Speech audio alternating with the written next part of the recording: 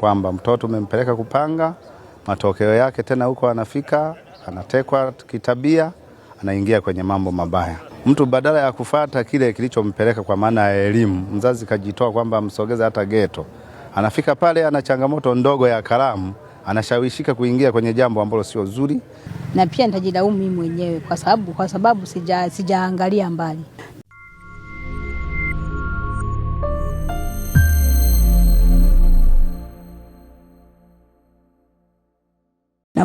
Yani nimempeleka kwa kumwamini. Nilipomwamini sasa tabia hiyo aliyoifumbua naenda kumuuza mwanangu, ndakuwa sio tabia nzuri. Kwa hiyo nitakuwa mimi mwenyewe nimefanya mambo sivyo.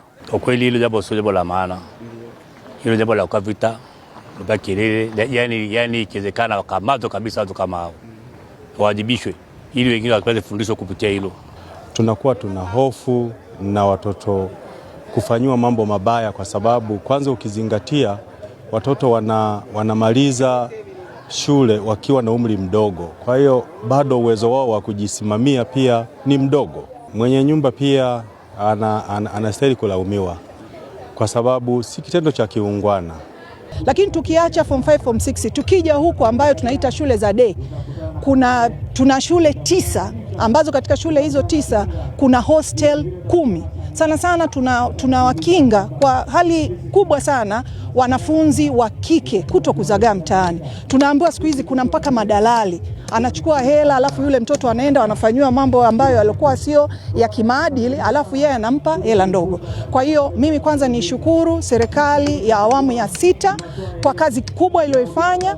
Katika haya yote niliyoongelea ni zaidi ya bilioni 16 milioni 900 zimetumika katika kuhakikisha miundombinu salama ili wanafunzi wanakaa katika sehemu nzuri imefanyika. Na sio tu kwamba tumeishia hapo, bado tunaendelea na miundombinu mingi kuhakikisha watoto wanakuwa salama. Watoto wale walioko ghetto wanauzwa na madada poa.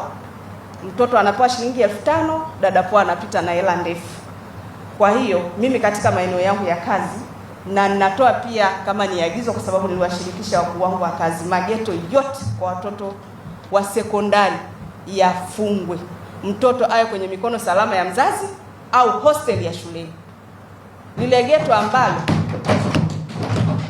wewe mzazi hujui mtoto wako ameenda shule au hajaenda, tunayafunga. Mtoto anatakiwa awe kwenye malezi ya wazazi au walimu wakiwa shuleni. Kwa hiyo hilo mlipokee, na mkiona pia operations zinafanyika mahali tusije hapa tukaanza kushikana mashati. Hilo ni